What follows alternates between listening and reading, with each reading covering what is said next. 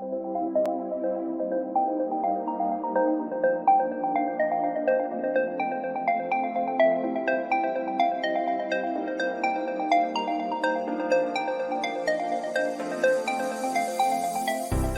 sentient beings from all known universes and beyond. It's time to activate your cranial downlinks and prepare to receive a raft of discussion on a cosmic ocean of science fiction and fantasy topics, interviews with local area genre devotees, and insightful prognostication by our soothsayers of science fiction, our forecasters of fantasy, and any other beings that happen to get caught in our gravity well. This is the Galactic Driftwood Podcast.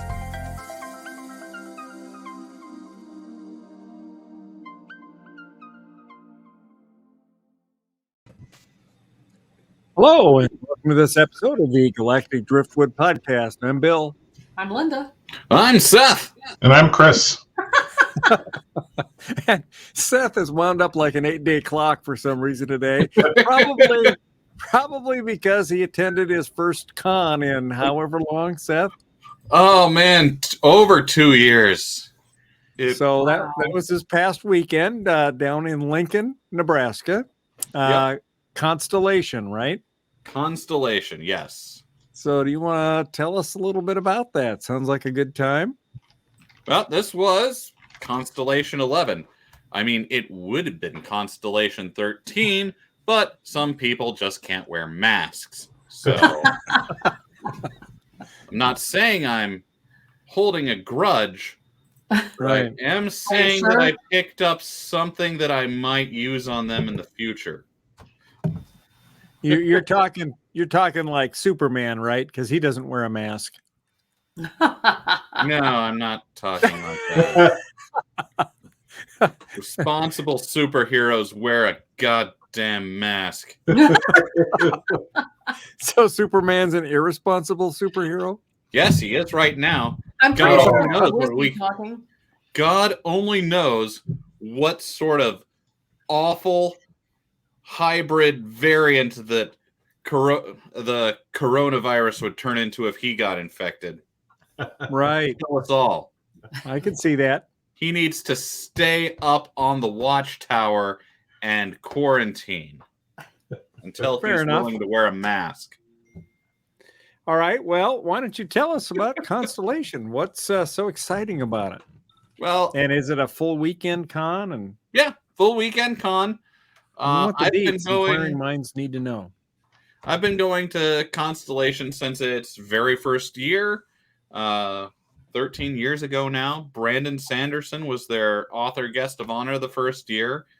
And what's he known for? He's an author. Known for. Man, Bill, you don't read.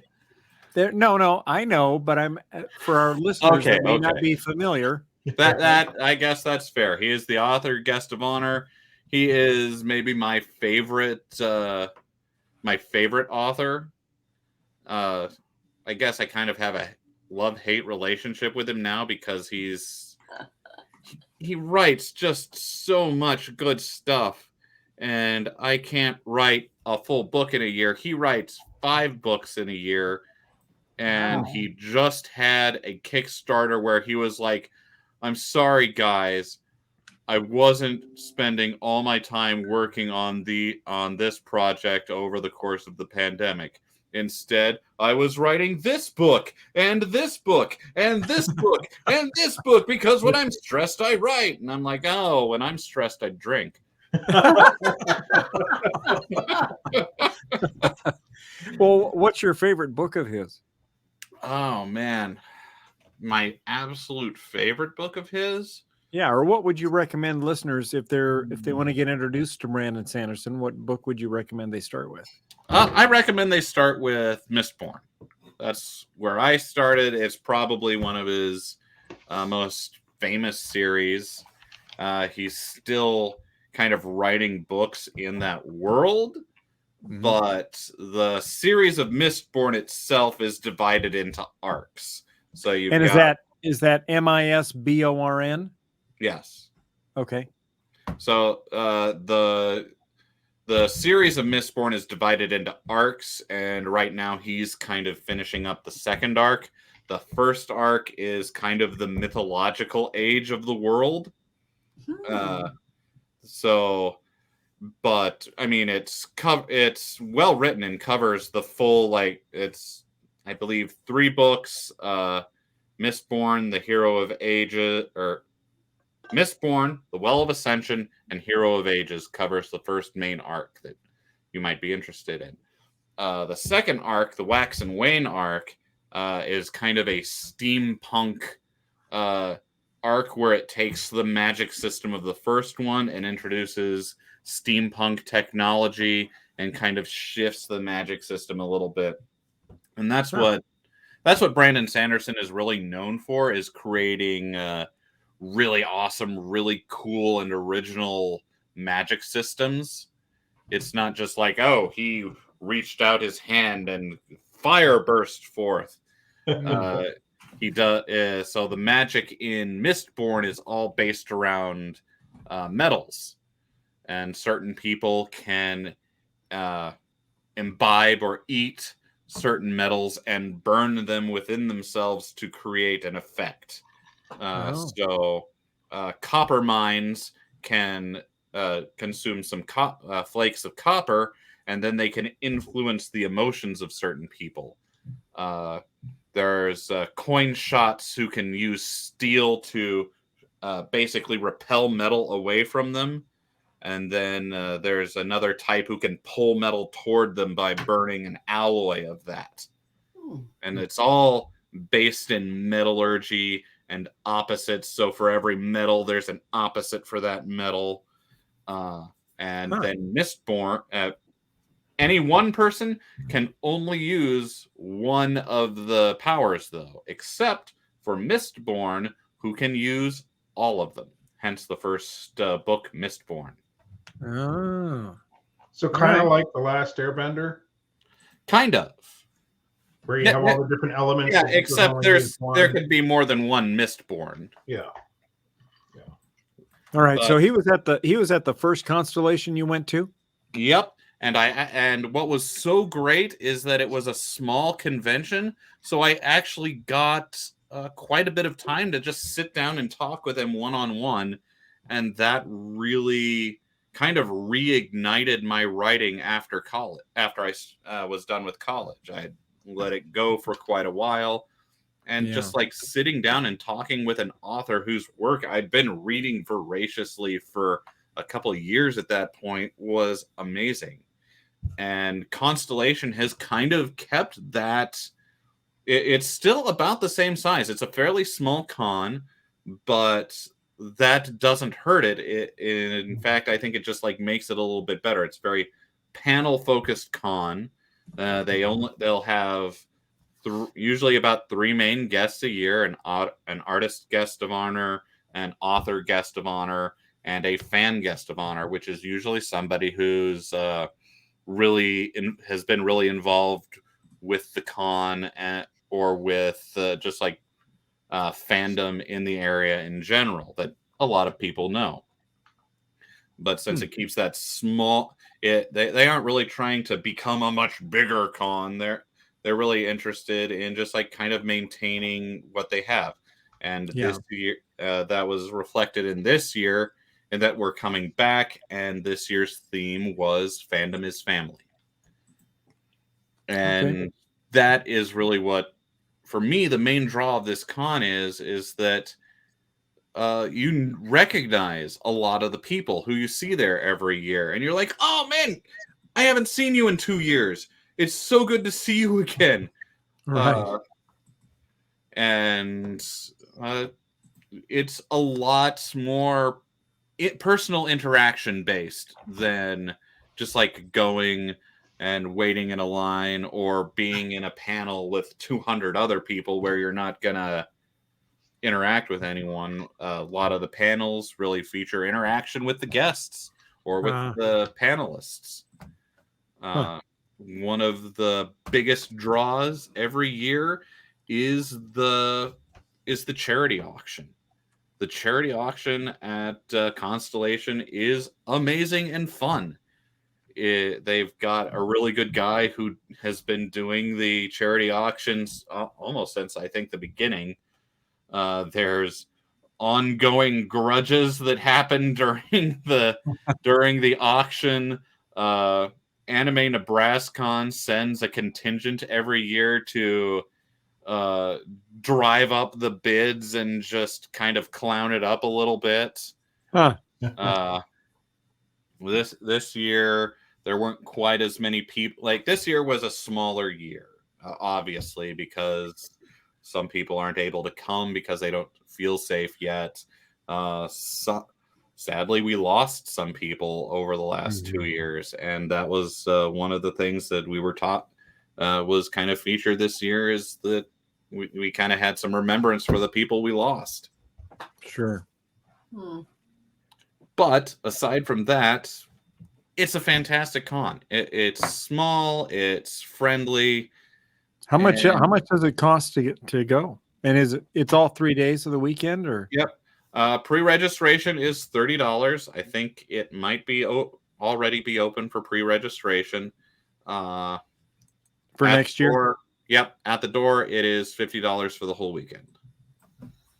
Nice. And every year, it's at the Cornhusker Hotel in Lincoln. Yep. Okay. And I mean, I think next year, Katie and I, even though we live in Omaha, we will actually stay at the Con Hotel just so that we can stay a little bit later and do some of the later adult-oriented panels. That's so much fun. Yeah. I don't blame you.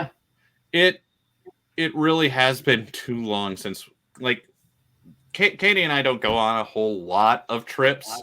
We tend to do the cons that we like and we're familiar with. And so this was really us getting back to normal, even if we were masked up all weekend, which we were. And, you know, there were some other safety things. They didn't have a con suite this year like they normally do, just because they didn't know how to do it completely safely. Next year, they depending on what's going on with the pandemic, they do plan on having their con suite back. And I mean, that's a big draw for this particular con, is that they have a really good con suite. They've got food available for free all weekend. Yeah, it's nice. Yeah, I mean, it's like chili and snack foods and hot dogs. So don't go there expecting prime rib. But no, but it's free food. Although I will say, the last time we were there was a food Nazi that was trying to. Oh, that's right. Remember that? Trying to ration you guys? Well, yeah, wouldn't let anybody eat until exactly the clock hit exactly noon. I mean, the sandwiches were all out getting like gross, and she's like, "No, don't touch it." Oh my gosh! Yeah, it was kind of funny, but it was a nice con suite for sure. Oh yeah, I mean, a lot of cons don't do that, but our favorite cons do. ConStellation and Conquest both have a really good con suite. Nice. Ozfest, when it was running, had an amazing con suite. Yep. And it's just so valuable to have somewhere where you can go and get a drink or grab a bite to eat if you've got a busy panel schedule. I mean, this year it was Katie and I kind of brought our own snacks, and on Saturday, all we had to eat after breakfast were some chips and some fruit snacks, because we didn't have time to run and get a meal because we were too busy. Yeah. So now, what were some of the? Oh, go ahead, Chris. I have a quick question. So it looks like this year they had Sarah Clemens, who was an artist, and a couple of other gaming people there. Is that correct? Yep. So they what was did kind have of your takeaway from their panels or anything like that? First off, Sarah Clemens, the artist guest of honor, she has been kind of involved. She's really involved in all of the area cons. Okay. I mean, if you've been to an area con, you have seen her artwork. Yeah, she sounds familiar. Like I've seen her name before. So if you've seen any, and I'll show you a couple pictures of hers in a second here, because we got a couple this year. But if you've seen the pictures of dragons and cats. That's her stuff. Okay. I mean, she does a lot more than that, but that's really what you recognize her work for, or what I do anyway at a con. I see her see the Loki and Magnus, which is her cat and dragon really favorite combo, and you're like, nah, yeah, that's this is all Sarah Clemens' work here. So they did have an author guest of honor, but because of just like complications, they weren't able to make it. Oh, that's too bad. Okay. And this is the first year they had gaming guests of honor, which they are a couple people who go and do gaming demonstrations around local cons and for different events and things like that. I wasn't able to make any of their. They didn't really do panels. Well, no, they did a couple panels for introducing children to gaming, but we weren't able to make those. And they were busy most of the rest of the time with game demonstrations upstairs, which, once again, Katie and I couldn't make it to this year. So that looks like it was Dane and Christy Jessen. You're talking like board games, right? Not people running board games. Fortnite. When we talk about gaming or anything, this is like traditional tabletop gaming. Yep, they are board game ambassadors. Sweet. And they did a bunch of demonstrations up in the gaming room, which is something else that ConStellation has. They have a fantastic gaming room where they have a game library. You can go up there, you can chill out, you can go up and play a board, grab a board game from the sharing library and get a group together and play. The last year, 2019, that I went, I actually got to play with one of the guest of honors. I got to play. Oh no, I can't remember her name off the top of my head. With Sarah Megabo, who is. Oh no. Oh. I hear it. No. No. I'm gonna.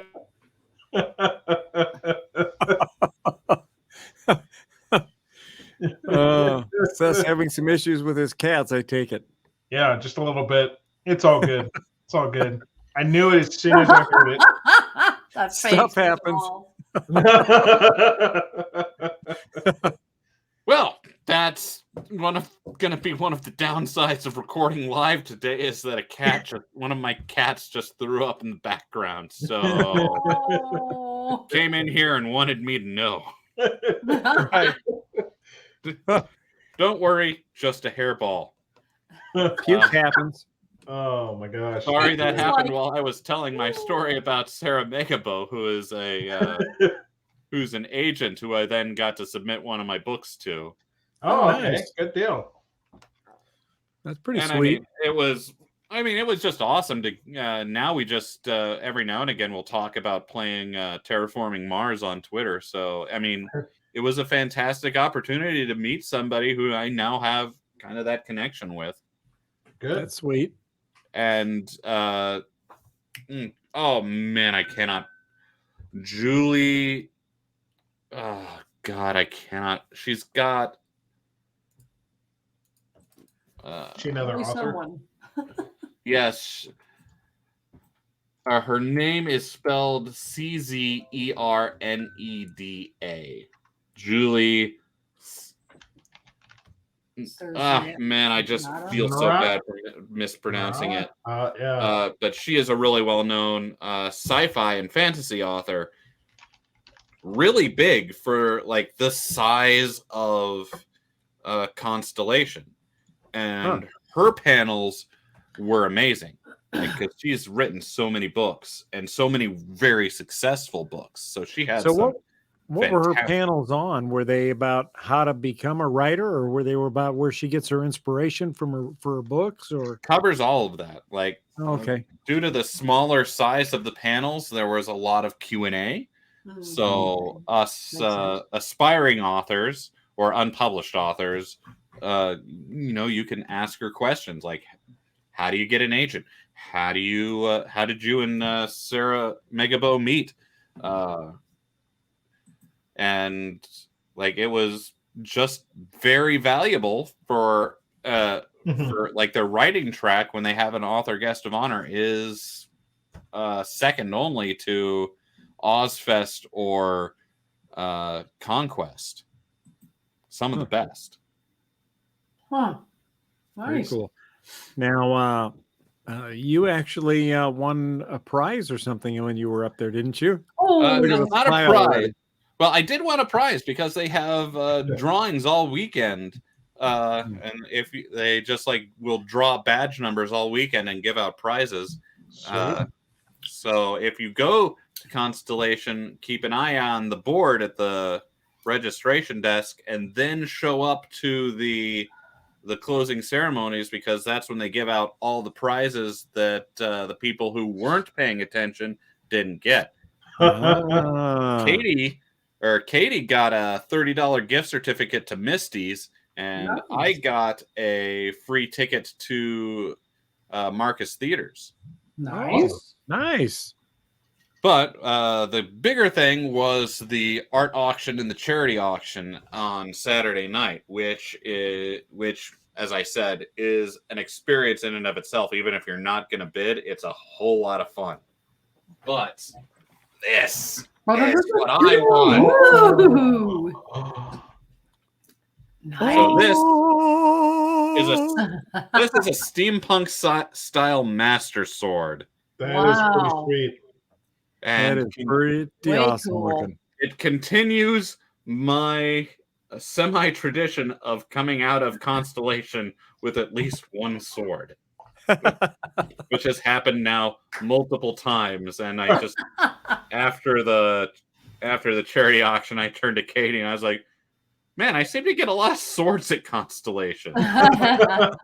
Very nice. Where do you keep them all? We need to see them more in your wall or something.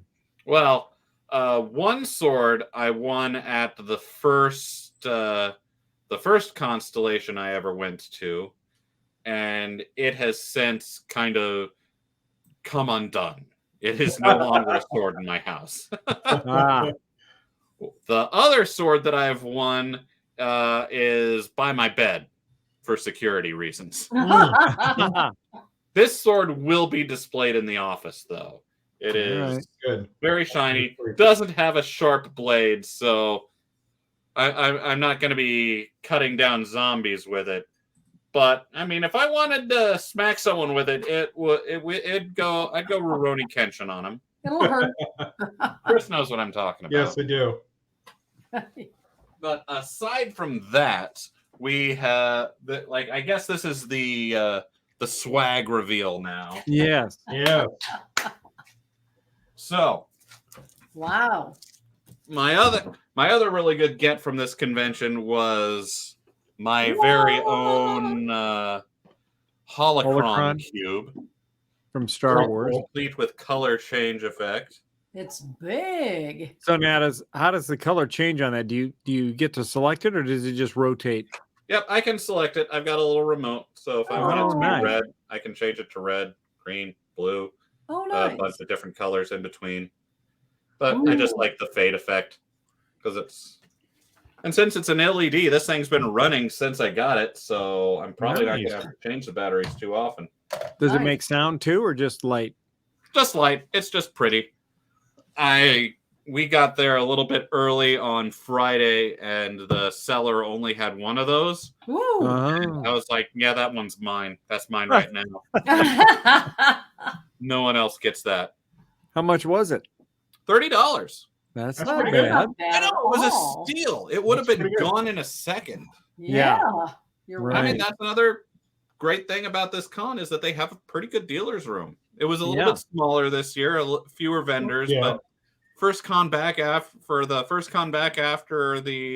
pandemic, I felt pretty good. Nice. As you will see, we got plenty of stuff. So I guess to start off with, I'll show you a piece we got from a couple pieces by Sarah Clemens, the author guest of honor. I'll try to get as little reflection as possible on this.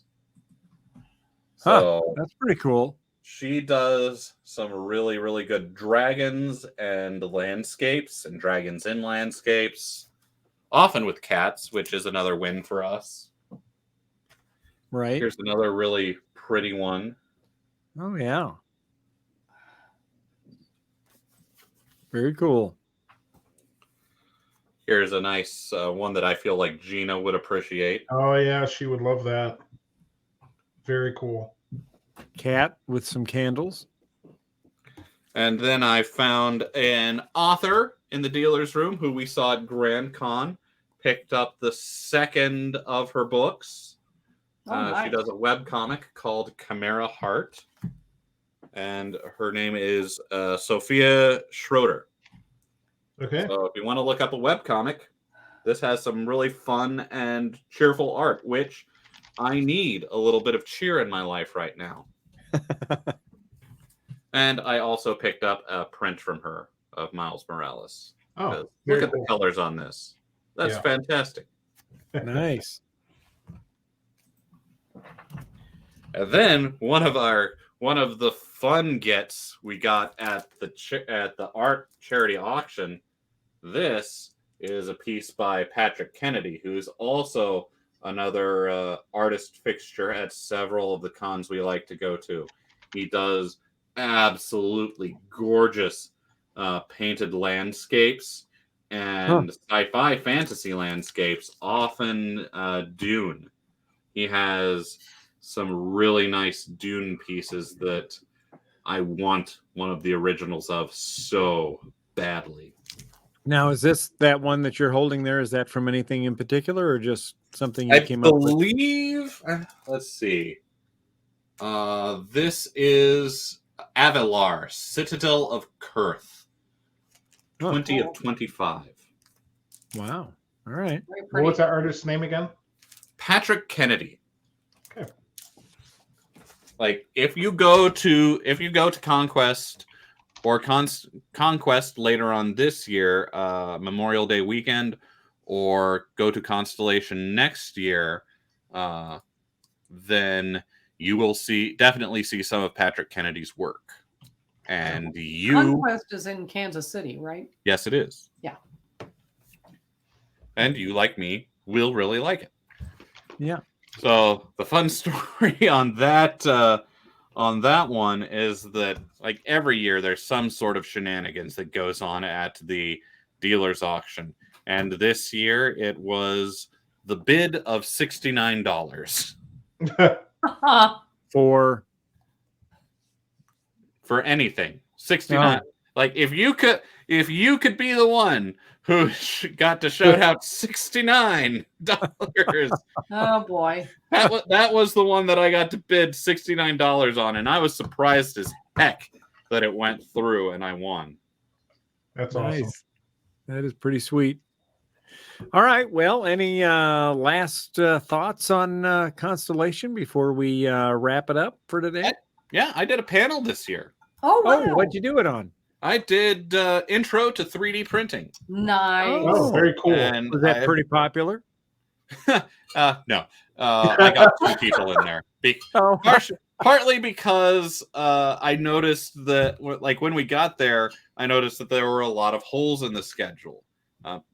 First year back, once again, they didn't have quite as many people submitting panels because they weren't sure if it was going to go through or not. Right. So I asked them if they'd mind it or if they wanted me to host the panel, but unfortunately, it wasn't able to make it into the flyer, the schedule handout that everyone got. Oh, I see. So not everyone knew about it. But it went pretty well. I brought in one of my 3D printers. I brought in a bunch of the things I printed and kind of just gave a quick rundown on getting into 3D printing. What do you need to know? Nice. Well, that's good. You should stick to that because that's a growing thing that's definitely getting a lot of popularity. So, well, it was a dry run for the panel that I will be hosting at Conquest. So, all right. Yeah. So a reason to go to Conquest. Yep. Yeah. And that's another good thing about these smaller cons that aren't the big wizard cons is that if you want to host a panel, chances are you can host a panel. Like, just submit it with enough time ahead of time and have fun with it. Nice. All right. Well, thank you very much for the recap. That sounds like a fun con. We'll have to make sure we make a point to attend next year and check it out. Absolutely. Like, more people definitely need to come to these just because they are really around community. Right. Well, the nice thing is it's close. Lincoln's not that far away from Omaha. Mm-hmm. And we don't have ever since Ozfest left. Yeah. This is kind of the best area con. Mhm. Yeah. Right. All right. Cool. Well, thanks again, Seth. Yeah. And thank you all for tuning in and checking out this episode of the Galactic Driftwood podcast. Be sure to check out our website at galacticdriftwood.space, where you can find our other shows that we've recorded, as well as links to our audio and video streaming media. So I think that'll wrap it for tonight. Take care. We will see you all next time. Bye-bye. Later.